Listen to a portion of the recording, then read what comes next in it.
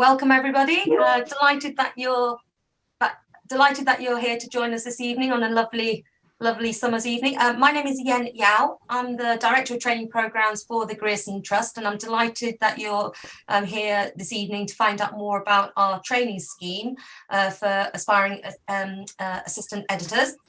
We're going to take an hour to go through the overview, introduce you to some of the people who've been involved in the scheme, and then we're leaving time at the end for questions. As we're going through, you can put questions in the chat. But first of all, want to do some housekeeping. So just to keep things easy in terms of stability of the connections and stuff, if everybody can keep their video off and their mic off, and if you have questions, if you can put them in the chat. And what we'll do is that I will keep an eye on them, but then we will also be able to address them at the end. But as we're going through the talk, hopefully some of those questions that you may pose will be answered as well. To kick off, just to give you some context, so for those of you who don't, who are not familiar or know much about the Grierson Trust, we've always been known for the awards that we give out, which are celebrating the best of documentaries across the UK and internationally. And then I manage and look after training programs that we run as well. So we've had a core scheme which is for 18 to 25-year-olds, which we've run for the last 10 years. And then last year, through the support of Netflix, we've created 2 new schemes for addressing skill shortages in the sector. One around production management, and one that you're all interested in this evening, which is about around craft editing. So we're delighted that that relationship with Netflix has continued, and we are currently now taking applications which close on the 8th of July for our new cohort. And I'm delighted that Mags, who was part of the inaugural group last year, is here, who's going to be able to tell you and talk about her experiences and take questions at the end as well. So that's the background to the Grierson Trust. Why we're doing the session? Well, basically it is to answer lots of questions, because you know, we field lots of queries that come through, and it's good to be able to share the share common questions that people have. So rather than having everything in the FAQs, we wanted to do something live. Also to meet people. We want to know who's out there and who's interested in the scheme. So we'll be going to be doing a little poll in a moment as well. And I think it's also about why the Grierson Trust are involved, and why we have partnered up with Netflix. It's because we are an organisation that's been long established and very trusted by industry. And we are able to call upon lots of different partners who have very kindly given up their time to get involved with the training scheme, and Mags will be able to talk a bit about that afterwards as well. So there's that. And then also it is about the skill shortages that we face. As you all know, industry is very, very busy, whether it's scripted or whether it's across documentaries and factual. You know, lots of productions are coming here to the UK, and obviously we're shooting internationally, but we don't have enough you know, skills and skilled people in certain craft areas, and editing has been one of those pinch points, and the funnel is getting narrower and narrower. And we're delighted that obviously we were able to work with Netflix to create this pool, which is going to be growing each year, where we're going to be supporting and training and nurturing 8 new assistant editors who will ultimately become editors of the future as well. So that's the background to the scheme. So thank you very much. I hope that was good, just an overview. For those who've just joined us, welcome. Can I ask you to, if you missed the first bit of my intro, can you turn off your mic and also turn off your camera, please, just to help aid stability of the connection. And if you have any questions, please put them in the chat, and we'll be answering them at the end if they haven't been answered as the speakers go through the scheme. So just to kick off, we're going to do a little poll just to give us an indication of who's in the room and just a bit of background, because that will be really helpful to us. So my colleague Joseph is going to be opening up a screen, but also sharing in the chat a code. So if everybody on their computer or tablet or mobile phone, because the app is very platform agnostic. If you go Menti, so MENTI.com. So you can see that in the chat. If you go to that link there, and then you're asked for a code,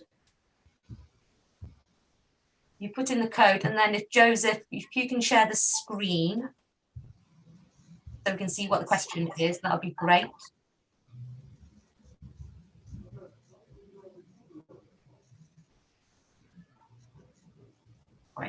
So once you've gone to mentee.com, if you use that code, you'll then see these questions. So it's just a poll. It's nothing very sophisticated, but as I said, it just gives us an indication as panelists and people working at the Grierson Trust who's interested in applying to the scheme.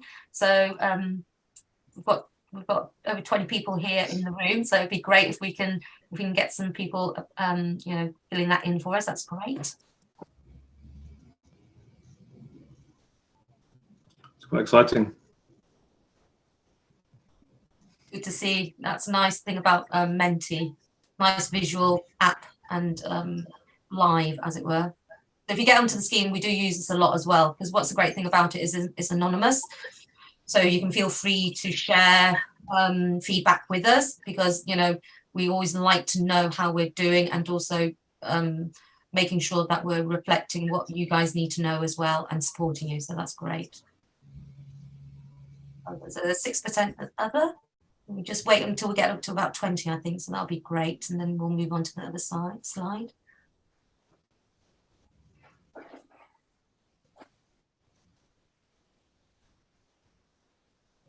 Actually, Joseph, if you can move over to the next slide. For those of you who have filled in other, would you mind just, it's a word cloud, can you just like give us an indication what other encapsulates, because that's quite a big, broad, it could be anything, but it'd be quite useful to know when you say other, what is it that you're doing, and just to know what your interest is. That'd be great. There's a word cloud, so there's only I think it was not many of you who said that, but it would be great if you could just fill it in.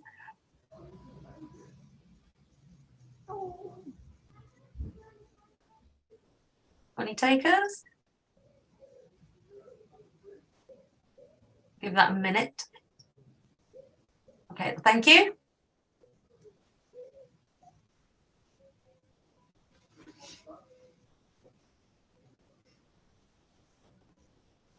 Great. That's fine, that's lovely. Joseph, the next slide, please.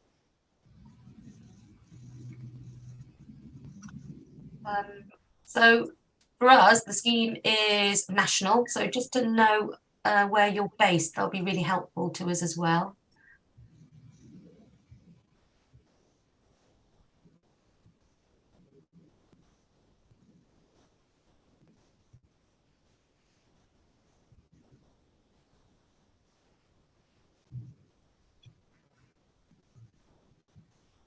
Okay.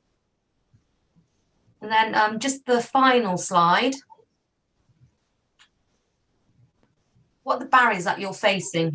You know, you're here because you want to get into the scheme. What are you facing as the barriers? What's stopping you to date to get into this kind of work? Again, it's a word cloud. Remember, it's anonymous, so it'd be great to get your feedback, because that helps us as well as a snapshot of where the industry is at the moment, and people want to get into the industry, because it's about, you know, the Grierson Trust is about supporting those who are from underrepresented backgrounds.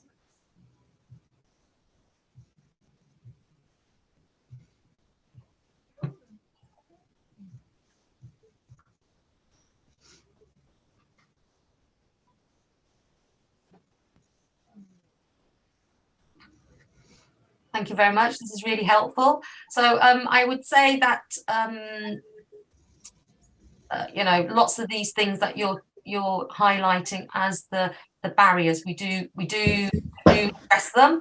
Credits are not an issue. What we're looking for is passion, and also, you know, proof that that you can demonstrate your passion for the genre. We certainly do give you lots of contacts, and you will be connected to the best and very experienced people working in industry who want to support you. Nothing wrong with being self-taught as well. We've got a couple of the trainees last year who certainly were self-taught and coming up through an independent route. So lots of these things are just definitely resonate with us in terms of what we're trying to do to break down some of those barriers. So that's brilliant. Thank you very much. We'll keep the Mentee in the chat, and as we've got a few more people joining us as we're doing the session, I will repeat it at the end if people want to still complete that for us. So that's great. So thank you very much, Joseph. If we can go back to the speaker view, so we can just see everybody and the speakers. So Thank you very much, everybody, for helping us out to get the snapshot of who's in the room. I'd like to now introduce our panelists, and I'm going to ask in order if it's Joby, if you want to introduce yourself first. Thank you. Hi, yeah, my name's Joby G. I'm a documentary editor. I've been one for a long time, 30 something years, eight years, maybe something. Too long, or not? No, actually, it's not too long. Yeah, I love it, and this is the first year of the scheme, and I was blessed with having Mags as my assistant on it, which obviously I'll talk about further. That would be great. And Joby, how did you get into the industry? Just to highlight, just to show. I started. I left school when I was 17 with one O level, and because I knew I wanted to get into the business, and it was very, very, very difficult back then. If you think it's hard now, there were sort of 4 TV channels. There were no independent production companies. It was very, very hard. And I started off making tea at a corporate video company that used to make films about engines and things like that. And sort of worked my way up into, they had a film cutting rooms and the edit suite, and ended up kind of through no deliberate thing, just ended up in there, and enjoyed it, and sort of progressed, became an assistant editor and then an editor, and then I became an online editor. Stop me when you're bored. And then I went freelance in about the early 90s, and I've been freelance since then, doing documentaries, mainly feature documentaries, but anything interesting. Okay, that's lovely. Thank you very much, Joby. Matt, we'll come over to you. Hi, I'm Matt Tegg. I'm one of the post-production managers here at Netflix UK. I work across the non-fiction slate, but I primarily work in the documentary feature space, supporting our creative team here in the UK with all of our commissions. And how did you get into the sector, Matt? I joined through an independent production company, actually as an IT kind of like support. And actually through being IT support, I took an interest in the post-production side, which they didn't really have. They had some like cameras and bits and pieces, got an interest in it, started to read more, started to build them some things, and it just got bigger and bigger and bigger. And 10 years later, they had a whole, facility of stuff, and we ran that, and then, yeah, came through that kind of like less kind of a traveled route, but yeah, an opportunity that carried on into a career. Great, thank you very much. And then lastly, we've got Mags. So Mags, can you, I think for you to expand a bit about your journey into where you are now, how you've got in. So yeah, if you want to do an intro, that'd be great. Thank you. Yeah, of course. Hi everyone, I'm Mags. I'm one of the 8 trainees from the Grierson DocLab editing inaugural scheme. Currently, I'm working as an assistant editor for a Netflix project with Joby G, which you already met. And a little bit about myself. So I'm Portuguese, and I had to leave Portugal in 2017 because the industry was very small. There were no opportunities, and you couldn't make a living in doing what you loved. So I had to, make that jump, and I came to London. I did around 200 shifts as an ingest operator in like an Arabic TV station. It wasn't really post-production. It was not what I wanted, but it was the opportunity I was given, so I had to take it.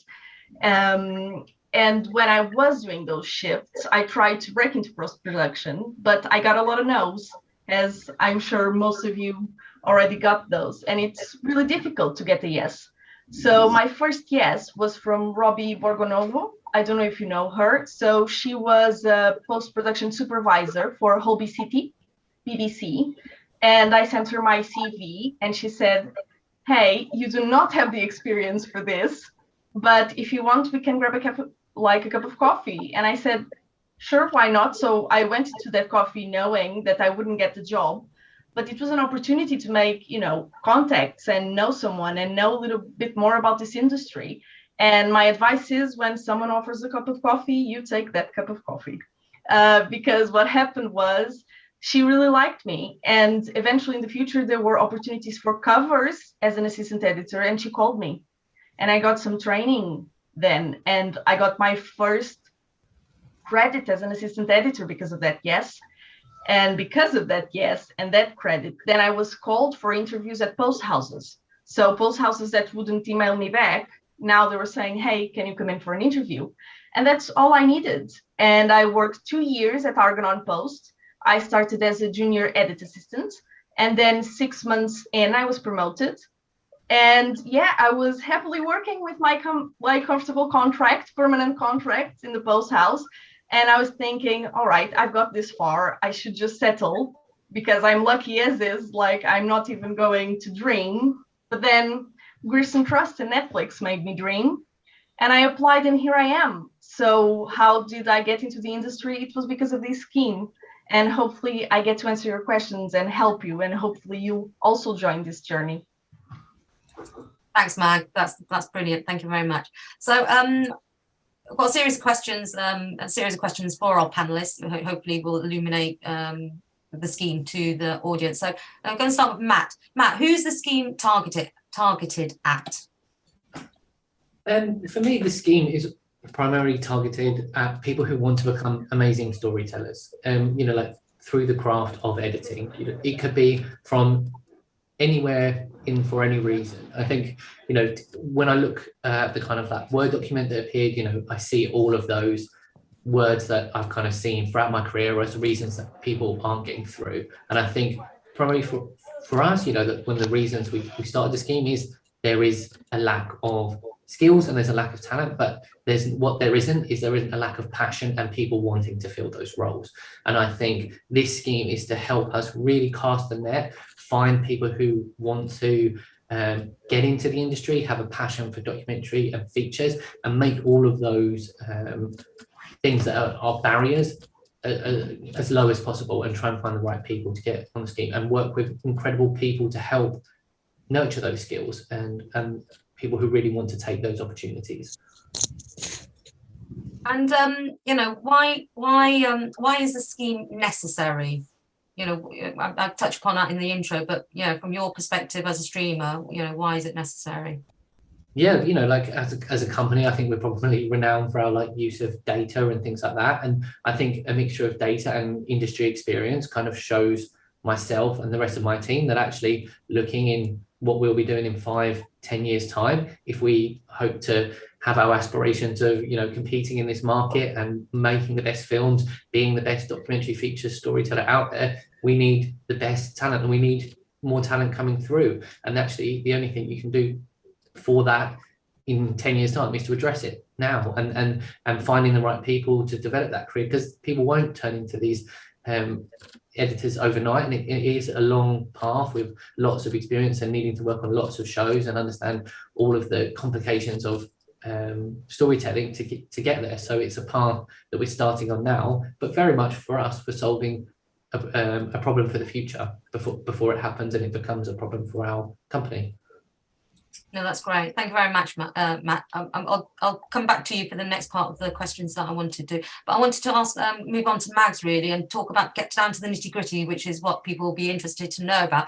Do you want to talk about the experience of the training scheme? So, what does the scheme entail? What was it like in this first year for you? Of course, I'll do my best. I think, and I can't stress this enough, what makes this scheme so special, it's the package it offers, because it's not only a training week, it's not only a placement. Those are great and pivotal, and I wouldn't change them for the world, but the scheme also offers so much more that I sometimes think people aren't aware. So they also assign you an industry mentor. They invite you to networking opportunities. I remember on the Menti early on, some people said contacts. They didn't have contacts. That was one of my issues as well. So they invite you for those opportunities and for events where you network, you meet other people. And after the training week, they arrange webinars. Like this one, where you meet other people from the industry, you hear their experiences. And the great thing about this scheme is that the Grierson and Netflix are also open for you to request certain webinars if you want to. I remember that I was going a bit insane over taxes. And I know this is boring and I'm not going to jump on this, but I remember I just emailed Jens so many times, like, I need to know about taxes. I need to know about PAYE. I know this is boring, but the Grierson had my back and Netflix, and they arranged that webinar. So they're open for those webinars as well. and like Matt arranges coffees to catch up to see how we're doing, and it's just about the continued support. So the scheme isn't just for this year, isn't just, okay, you have this training week, you have this one placement, and that's it. No, it offers you so much more. And I think the class that you're going to be a part of, like the cohort, they're going to become your tribe. And I think you should embrace this, because we are a family and we support each other and we talk to each other and we show other job opportunities well within the group. And you'll have something that we didn't, because we were the inaugural scheme, which is you'll have our support for the alumni. And I mean this, email us, you know, go for coffees with us, WhatsApp messages, whatever you need. We're here to support you.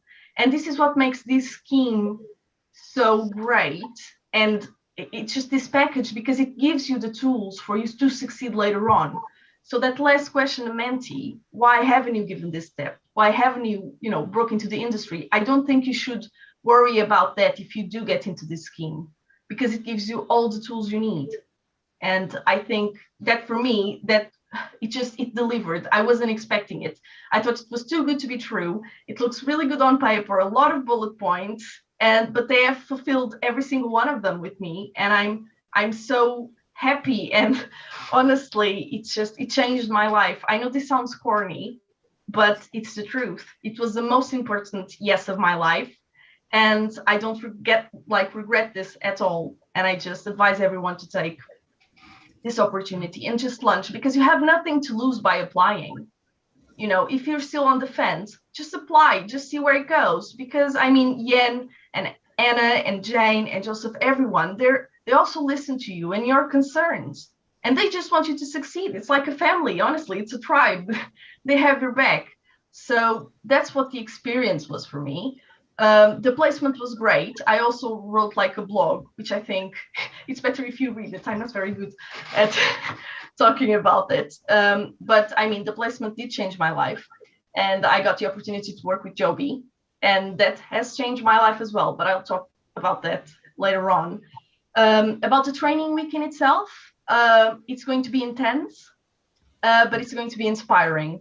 And I think you should be ready to get inspired, because you're going to talk with people from the industry, and you're going to see case studies of documentaries you love, and the editors talking about not only how it was to shape that story, not only how it was to tell the story, but how they, you know, overcame the obstacles in the edit, and how, you know, editors, they are human as well, and what they experienced, and you know, whatever happened wrong and how they overcame it. And it was one of the most inspiring weeks. I mean, I had Chloe Lamborg give a talk. She did for Sama, and it's one of my favorite documentaries. We had Sam Santana, Amanda Baxter, Rupert Hausman, so many great editors coming in.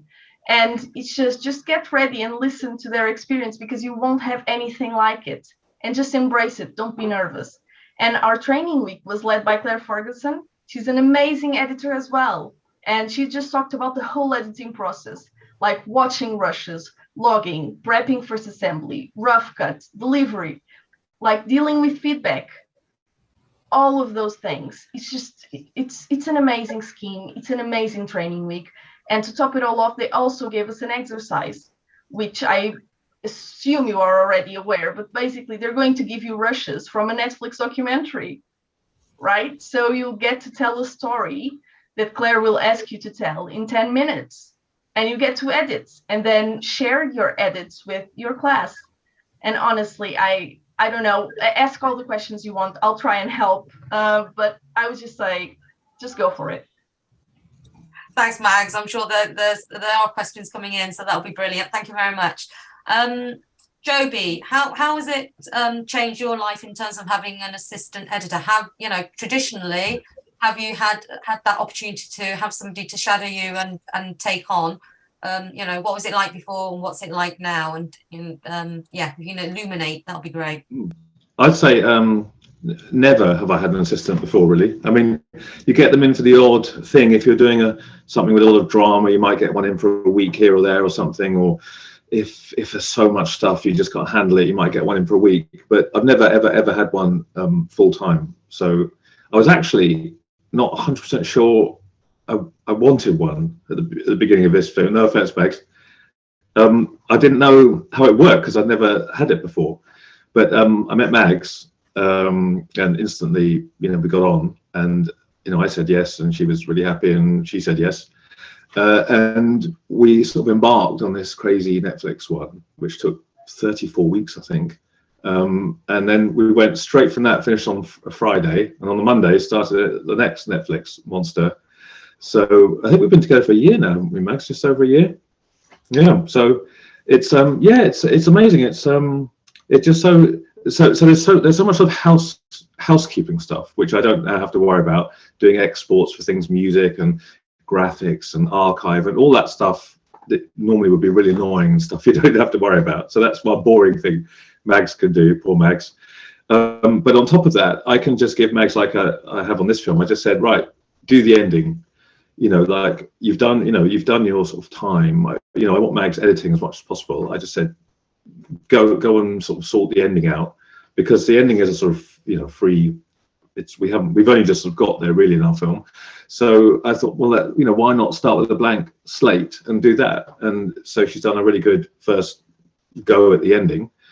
And I'm very happy for Mags to have a go at sort of anything. So once she's done that, we're now back at the beginning, wombling through the film again, and there'll be a bunch of other stuff. There's a load of drama going to come in, and I'll just chuck maybe half the film or something. I don't know, just like get on with it, have fun. She knows what the film's like just as well as I do. We're both on the same page. We talk every day, obviously. The director likes Mags, so it's an easy thing. The place we're working in, we all chat, just about sort of general life, and so there's a lot of sort of camaraderie and stuff like that going on. And I think it's a great thing. The only thing I was saying is I'd hope after this film that I wouldn't see Mags again in the cutting room, because I hope that she's off doing her own stuff rather than being with me. I'd hope that she's got her own job, would be the plan. I don't know if that's going to happen, but that would be what I'd like to happen. That's my hope, that I never see her again, apart from for coffee. Can you expand on the technical aspects of things? Because one of the questions that somebody's asking, about Avid, and it was one of the things that popped up on the Menti as well. How technically proficient do they need to be for Avid? So Mags is stunningly proficient, like way more than me. So yeah, that's amazing. So I often get Mags in if I want to do a time warp or something, or some effect that I don't normally do, and Mags just go, "Oh, this is how you do it." So I would say that Mags is like at sort of 98% of operational Avid level, and I'm probably at about 75 or maybe a bit less, having used it since 1991. But I would say the more you know, the better, because there's a lot of stuff, and these Netflix jobs are demanding, and there's a lot of audio, there's a lot of video layers, there's a lot of everything. So I would say, you can't know Avid too well, and obviously don't bother with Premiere or anything else, because that no one in their right mind would make a feature doc on Premiere, although a friend of mine's about to, and it's going to be a disaster. So stick with Avid. Max, did you want to say something? Yes, I just remembered a couple of things. First of all, Joby's percentages aren't right, but sure. Joby's a pianist when he's with the Avid. Like, you barely see his hands, and he already did the sequence in front of you. I was going to say, I don't want to scare anyone. So I think if you're coming from a post-house background, you should be fine. If you haven't, there are courses you can take. And just to let you know, also in the training week, we had an assistant editor teaching us the very basics of what we would need, like export, TDL, sync maps, grouping. So we also had that. And I forgot to say about the package that they do offer. Grierson also gave us an Avid for free. So we have 1 year of Avid Media Composer for free. I forgot to add that, but yeah. Yes, and that's going to be again. That will happen again. So just to give you some background, everybody will have access to a laptop for 2 weeks. The first week of it, you'll be watching your rushes. We will give you an external hard drive with the rushes. and then the week of the training program, you'll have the laptop, and maybe extending it for another week. That's something in discussion. That's something to be discussed. But then you get to keep the Avid license, and you'll then have double back. The laptops are preloaded with Avid, and then what we're going to do once the course is finished, give you a key to access an Avid license for a year. So it's up to you when you want to activate that, but you'll have 12 months of actually using that in that time. Okay, that's great.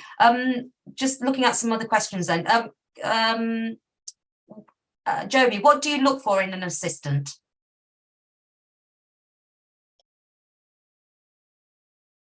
Or you're on silent. Is that working? Is that right? Yes, perfect. Is that working now? Yeah? Yeah. All working. Yes, we can hear you. Sorry. I'm in my shed. Yeah, what do I look for in an assistant? Someone that thinks like you, someone that's happy to chat in a realistic way. One of the hardest things, and Mags can probably elaborate, is the kind of balance of like so Mags and I, in the first week or 2 or 3 or 4, whatever, it's like Mags is obviously going to watch stuff and have an opinion about it, and I guess it's quite hard for her to say, oh, that's rubbish or whatever. She has to sort of give a lovely spin to it or something like that. So that's one of the hardest things, is kind of getting that sort of balance right. But once you get that kind of honesty sort of going, I think that's just like all filmmaking. That's a massive part of the job, I would say. That in a way is kind of the biggest sort of nuanced thing. And then when my director was away doing other filming or whatever, I would use Mags as my director, and I'd say, come on in, Mags, let's have a look at this. And we'd look at something and we'd say, oh my God, it's awful, or it's brilliant, or whatever it was.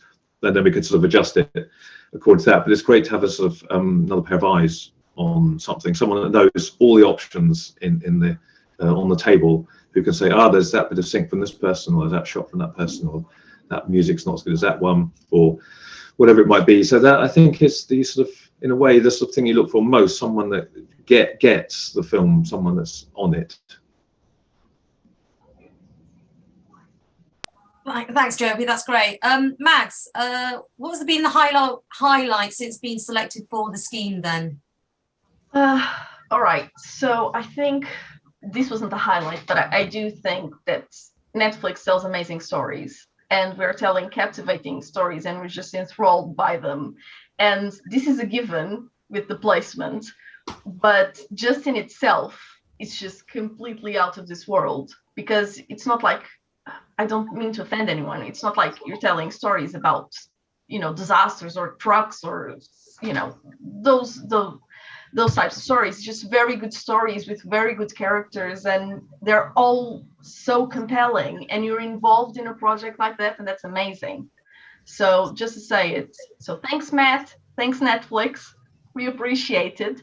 But the highlight for me, and I mean, I say this without a doubt, was working with Joby. It's just, Joby, I learned so much from you, from technical, like Avid practical tips, to just how to tell a story and advice how to be in this industry and how to face my struggles. And honestly, just seeing you work, it's a constant reminder why I want to do this, why I love editing. And I wouldn't trade this highlight. Like, it was it. I think when you go into this scheme, the relationship you're going to have with an editor is also very key. Joby talked about it, because like, we're all people, we all have different personalities, but I think we need to just, think that we want what's best for the story. And like Matt said, we are storytellers, so we want to tell the story and just put this energy. But it's so amazing when you're telling a story with someone that gives you space to have your opinions and makes you feel important and makes you feel like whatever you say or suggest then gets to be in the edit as well. There's a huge difference between an edit assistant and as an assistant editor. And I don't think many people realize that. As an edit assistant, it's a thoroughly technical job. I was an edit assistant for 2 years. I never seen the content of the rushes. I ingested them. I would, scrub through them. I did conforms. I did all of that. It was very technical. I supported the edit. But when you step into an assistant editor job, you get to be on the creative sides of things. So you get to tell the story as well. And you need to know your rushes. You learn this in the training week. You need to know your rushes. You will have your opinions, and it's the conversation that you have in the edit room with the editor, and knowing how to support the editor so that he doesn't lose time, so that he can focus on what's mostly important. And then you have this. It's teamwork. And that's the highlight of this. You're going for a job where you tell stories, but you tell stories with other people, and you work towards something and together to achieve that story. And I'll just say one other thing, which is normally we're in the same building, the same next door to each other. It's only Tube Strike Day that we're not. But that's the other thing, is to just do everything for real. Just don't, my tip is be in the room. I'm sure Mags would agree with that. If you're not in the room, you won't get the benefit of everything that happens in the room. So, we try and get Mags in for all the meetings and stuff and all the viewings and everything. So she's got the full 360-degree view of life in the edit suite. Thanks, guys. That's great. I think it'd be timely now to talk about the placements themselves. So, Matt, how do people get matched? And also links into the question from one of our attendees here. Is the scheme London-centric? They're based in Scotland. They want to stay up there. What are the opportunities? Yeah, of course. With matching of the scheme, I have like a steady slate of feature films that are kind of commissioned and produced each year. Obviously, the scheme runs the training course to get people for a particular period. What I try and do in anticipation of that is make sure that these roles are budgeted on those films and are available when they start. Being the world of documentary filmmaking, films can move quite considerably due to access with interviews, availability of talent, and just the way some stories might develop. So it is quite freeform, but the aim is to match people once they let us know their availabilities, to try and find the best time match for someone. It's very hard to perfect finding the exact right time for someone to be there. So making sure there's really good communication between people on the scheme and me kind of working with the production companies and their moving schedules to try and find a nice compromise, whether it be starting a little early or a little later. But we try, once we have the projects, to introduce them to the teams making it as if they were going to go on there as a fresh kind of CV given in, make sure that they're the right fit, make sure that they meet people, they understand what the project is about. And I think at that point, if it is a right fit, then we look to place people. We normally say 12 weeks, but I'd say the majority of people on the course this year have been there for the entire length of the feature film, because I think we'd always left it a bit open, because being the inaugural year, we didn't know whether the work would always be there from beginning to end, but I think it has proved to be, and we've taken constant feedback from editors as to whether they would be needed later, and they're actually needed even more in some cases towards the end of the film, and deadlines loom, and people really searching through the material. So yeah, I guess I hope that answers the question about how we kind of like match people. What was the second part again, sorry? It was about the scheme being London. Is it London centric? There's one of the potential applicants is talking about based up in Scotland, and I suppose it's about an industry wide issue about where you're based and where is the work. So do you need to be in the room, or can you work remotely, hybrid, etc.? I guess that's a really good question. We're not London centric. We don't try to be London centric, and at Netflix, we're a global company. We don't just have people making these feature films in different parts of the UK. We have people making these feature films in all parts of the world, and we try and find the best collaborations. I'd say in terms of the production companies who we base ourselves around, most of those companies are kind of in London as a traditional hub of the media business. I'd say some of the companies we work with are in Scotland, people like the BBC, there's Channel 4 up in the north, we've got quite a lot of people out west in Bristol. I'd say actually outside of the major cities, it's probably quite sparse. But I'd say that the idea would be to try and find opportunities for people to maybe travel to those or be located near those to try and find as many kind of voices in the UK as we can. But, you know, if the companies don't exist in those areas, I think it's just, and also the infrastructure of the edits and the post-production, and then it is something we try and work. Yeah, and I would say that also what will happen is that it's quite a complex moving piece of work to fit people in with the production. So, you know, you may come to once you've been on the scheme, people will say, well, I'm available for this period, I've got holiday or I've got some freelance work, etc., so I'm not going to be available. So then it is about keeping in touch with each other to make sure that I'm aware of when you're available, and then I keep updating Matt. And what we're going to be actually doing, we've created recently, is to have a Google Sheet so that you can be proactive and actually populate that and let us know when you're available. Because in the times that we're not able to put you onto the production immediately, there may be, you know, because of all these different moving parts, I will also be actively connecting you with different production companies who may or may not work with Netflix, who are also looking for assistant editors. So, for instance, quite a few of the trainees have actually worked with The Garden, who make 24 hours in A&E, or Ambulance, etc., because they are big, well-oiled machines, have got good training schemes behind them, but also use a lot of editors because there's so much content as fixed rig shows. So some of those things can be done remotely, but then again, also they could be based out in the region. So there's lots of different things that we could be talking about to certainly increase the networks that you can tap into, so that you've got an ecosystem which reflects different gigs and different jobs that you may be going for, because it won't be always necessarily the big feature docs. There may be, you know, one-offs for the BBC. It may be, you know, doc series with 72 films or Passion or whoever. What we do is, and my role is to support you. As Mag says, it isn't just like saying there's a guillotine and you're on the scheme and then you're finished. You can tap into us and have our support for as long as you want it and need it.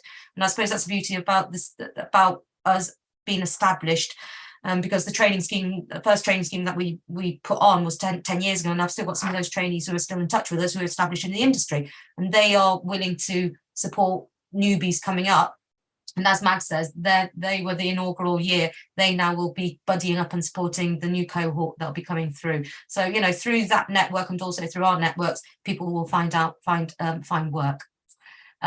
Sorry, just to second that, and also internally for us, yeah, like you said, there's a doc series team which has a much higher volume of work than us, and there's also an unscripted who make some of the reality stuff as well. So there's lots of different avenues, even if this isn't always the one for people, that there are lots of opportunities, and this is a talent shortage in many different genres. Yeah, because what we ultimately want to be looking at is creating a pool, so that through the contacts and networks that we have as the Grierson Trust, but also Netflix, Matt will say, you know, oh, there's this production, is anybody in the group available, because their placement isn't coming online yet, but there may be something that's small as a gig that they could be going off to do. So it's really incumbent for you guys to be proactive once you're on the scheme as well, to keep in touch with us, because obviously, you know, you've got lives going on, you're waiting for the placements, we'll be giving webinars, we'll be doing networking events, you'll have your mentors, but then there's all that other stuff that's happening in the background. So it's about just keeping in touch with us, and we're there to support you once you're on. I'm just conscious about time, and just I think we'll probably take questions now from the chat. So in terms of courses then, this one is from Philip, and I don't know what the others may have an opinion on, but which courses? So we've highlighted that Soho Editors and Ability Academy are the only UK certified Avid training providers. Now, Soho Editors is an online course you do at your own pace, and I can't remember how much it is, might be a couple of hundred. Ability Academy, Nigel Honey runs that. Actually, they are fixed times of the year that he runs it, so you would have to check out when they may be, and his course is more expensive. However, you can apply to Screen Skills. They give out bursaries, so, you know, in preparation for, you know, for the scheme, regardless if you've got onto the scheme or not, it would be good if you want to be working in docs to actually learn Avid. So I would say and strongly encourage you to apply for a bursary to get to do training. If you don't want to go down either those two, there's also Udemy and also LinkedIn, which do courses. They're very cheap. They're not going to be as in depth, but if you need a refresher or you need something that's to prep and help you to to gain those skills and then top up in some way, because you feel confident and perhaps then thinking, yes, actually, I feel prepared now. I'm going to invest and do the, for instance, the Soho editors course. That might be something to do, because those ones, Udemy and also the LinkedIn one's free. If you do the free trial, if you haven't ever done any training with LinkedIn, and the Udemy one is only about 20 or 30 quid. It's not a lot of money basically, but there's like it's an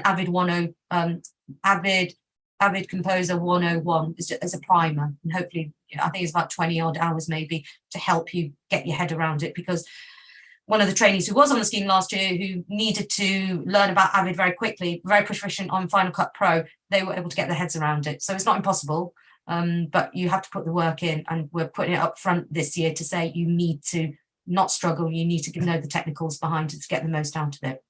So hopefully, Philip, that's helpful to you, because it's essential. If you don't know Avid, you will, it's going to be problematic.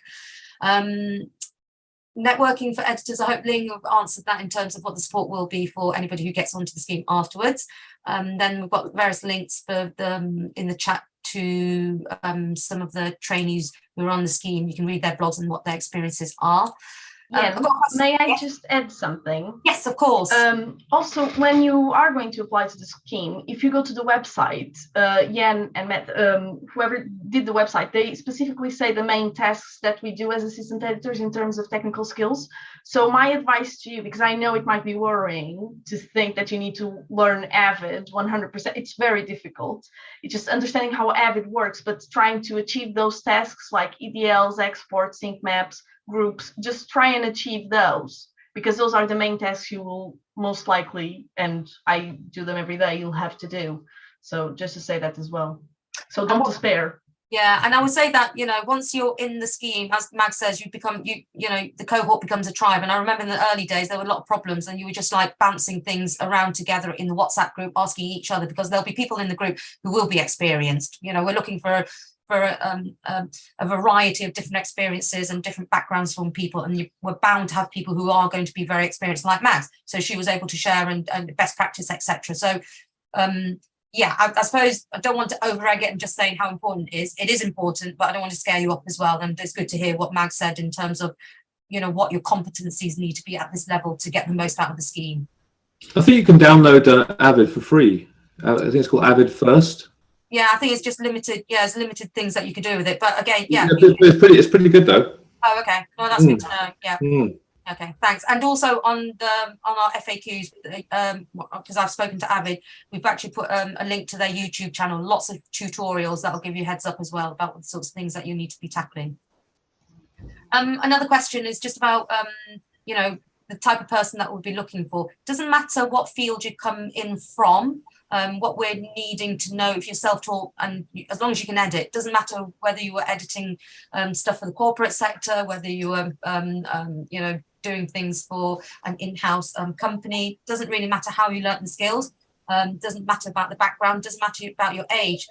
You need to be 18 plus. Well, this isn't a scheme, however, for graduates. We need people who have actually have a work background, and we are quite clear about that in the criteria. So unfortunately, if you are just a graduate and graduating this year, you wouldn't be eligible. Come back to us next year, and check out about applying next year instead. But certainly, it doesn't matter if you've worked in other fields, and there's no lower age limit other than to be 18. And one of the trainees last year actually came and is working in Charlotte Tilbury, making corporate videos for Charlotte Tilbury. Was actually working in branded content. Had somebody who also was an independent filmmaker as well as an independent editor. So it doesn't really matter in terms of that. Hopefully there's that helpful. In-person training. So it will be based in Birmingham, which is where I am based, and it's central in the country. It's easy to get to, and we pay for everything.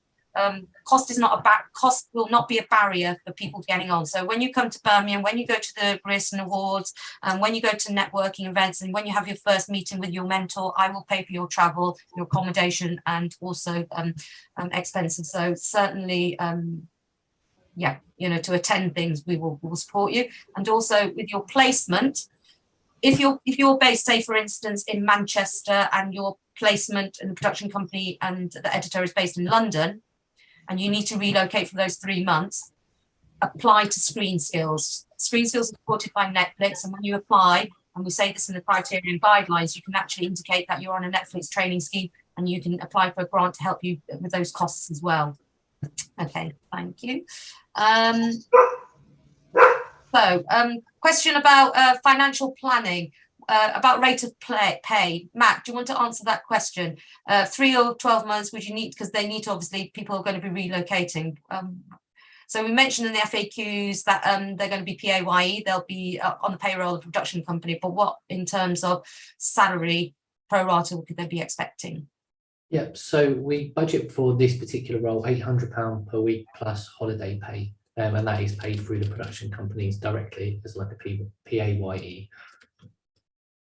Okay, thank you. Question about the 3-day NFTS course. I'm sure it's a very good course. If it's NFTS, that'll be a decision that you would have to make yourself. Obviously, if it's next week, you're not going to be able to apply for a bursary from Screen Skills because they can't be claimed retrospectively. But yeah, anything to do with NFTS obviously is going to have a quality kite mark on that. Age limit, 26. Wow. Yeah. Fine, it doesn't matter. There's no age limit to this, as I said. Hopefully that's been answered clearly. And somebody's asking, does it have to be a post-production work experience? Yes. Well, if you come from a post house, that's brilliant, because as Mag says, you will know the technical aspects of having been an edit assistant or a runner or somebody working in the machine room inside out. So that's brilliant.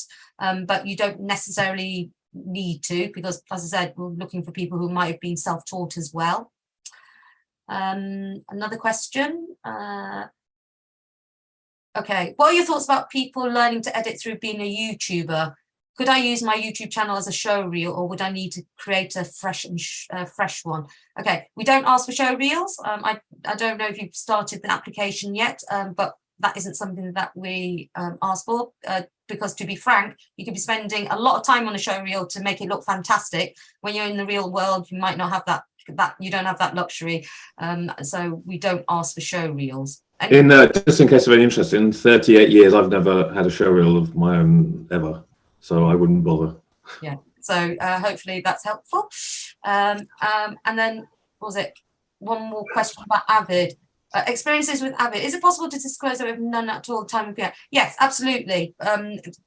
You need to read the application if you haven't already. We do ask you that if you don't have Avid experience, what is going to be your strategy if you're going to be accepted onto the scheme to pick up the skills. So yeah, obviously we're looking for the full package in terms of your person, your passion and what the soft skills are, etc. But ultimately, you do need to have the technical skills. So, one of the things I would say, one of the trainees from last year, they were great on Final Cut Pro. And I'm not a technical person, but from what I can understand, and Max and Joby can back me up, hopefully, is that it's just that it's about the key, it's about the shortcuts, it's about the keys, because obviously the principles of editing are the principles of editing, but it's just about knowing what the technical things that you can do in Avid that you can't do in other packages. Is that a good way of describing it, Mags?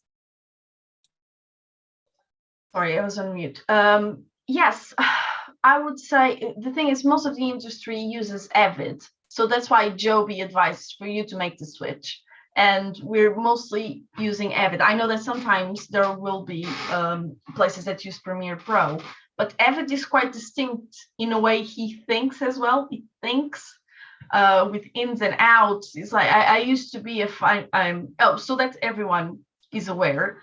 In Portugal, we use Final Cut Pro. So I thought like Final Cut Pro in that instance. And then I came here and I was self-taught on Avid first. So I learned how to use Avid with Linda courses that are the LinkedIn courses. So just go for those, honestly.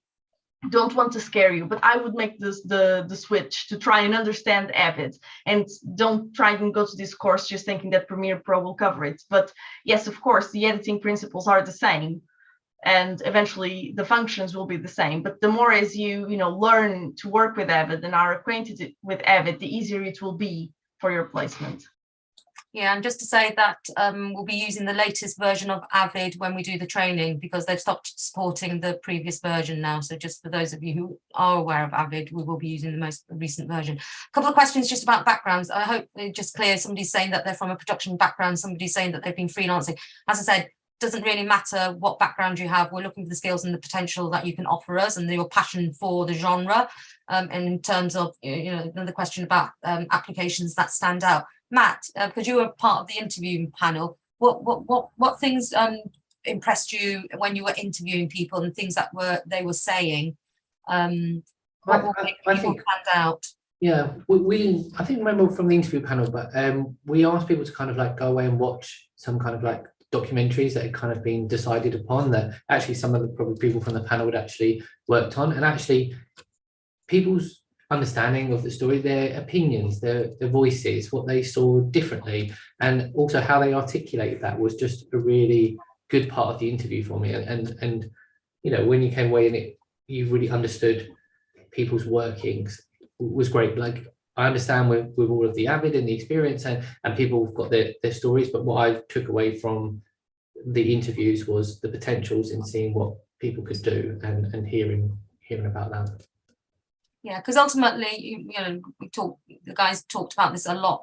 We're looking for storytellers. You're helping, and you're going to be supporting a director to help them bring to fruition their vision. And it's through the questions and working closely in collaboration with the director. Because I like to think, and I don't know where I nicked this idea from. I can't imagine myself being creating this analogy, but you are going to be like midwives, helping to give birth to their vision, because you as editors deal with so many more projects than a director will be, because when you make a documentary, you could give your life and soul for something that might be 10 years in the making if you're going to be following and tracking people. So the thing is about understanding the grammar and helping them tell that story in the edit. And therefore you need to have that passion, and you need to have that eye for that detail. And as Mag says, watch a lot of rushes. Actually watch a lot of rushes. Just a few more minutes to go. I suppose one for Joby or Mags, about Avid. What is it that makes it how do you feel Avid changes the way you approach and think about editing because of its unique functionalities? So Mags, that would be a good one for you, seeing as you use Final Cut Pro. This is so weird to answer, and I don't think I'm going to make any sense. So it's just how you technically think. The version I used about Final Cut, it's about the cut. So the function of the cut keyboard, so you're cutting stuff in. With Avid, there's a lot of ins and outs and extracting and splicing things in and all of that. When I meant it changes the way you approach the edit, it's not changes the way that you will tell a story in terms of storytelling. That has to do with you and the documentaries you watch and everything you learn. I'm talking about when you have the keyboard in front of you and you want it to do something. You need to know the software that you're using, and you need to know its functionalities to make sure that you don't lose that much time trying to make something that it would be easier on Premiere Pro and things of that sort. I don't know if this answers the question, and I know there are other questions, so I won't waste time trying to explain that. I'm sorry if I didn't completely reply, but feel free to drop me an email and we can dive into that if needed. No, Philip has put in the chat that it makes complete sense. That's great. So in the last 2 minutes, just ask for the final thoughts from you in terms of any top tips or any thoughts about people in the room who are thinking about applying it. And actually then I'm just going to pull up the Menti. So Matt, final thoughts from you for the applicants. I would say, use this opportunity as a way to get into the industry, and also if you're in the industry, as a way to get into documentaries, if that's what you have the passion for. Like when I see all of those barriers, I think that is the thing that always sticks with me about this scheme. I ran a facility for about 10 years and lots of edit assistants came through, and they would always kind of get to a point and they've been in it for years and they just wanted that next opportunity, and it was just sometimes it felt like luck or timing or like to try and carve out those opportunities, and we're trying to provide those opportunities for people to break through. So if that's something you're interested in and you're passionate and you'll be able to see it through, then please do apply, because we do need all of your voices. Thanks, Matt. Joby? Yeah, I would say it really is an amazing opportunity. You know, genuinely is. I mean, Mags has been parachuted into 2 A-grade big documentaries. You know, like overnight. I think you, Mags, would agree with that. And it takes a lot of people, me, a long time to get to do these sort of things. And Mags is here right now doing it. So, you know, you just there's 50 hurdles sort of removed. It's not that it's easy when you're there, but it's, talk about acceleration. It's like you know, particle accelerator. This opportunity. And Max, to finish, what would you like to say? I just say, honestly, just apply. Don't, honestly, just apply. It's all I want to say. I know that you're scared about the experiences. All of us were unsure, but apply. And I've seen questions about, is it okay, even though I have Premiere Pro, learning an Avid course before the scheme? I'm assuming it is. I mean, even this webinar is to encourage you to apply.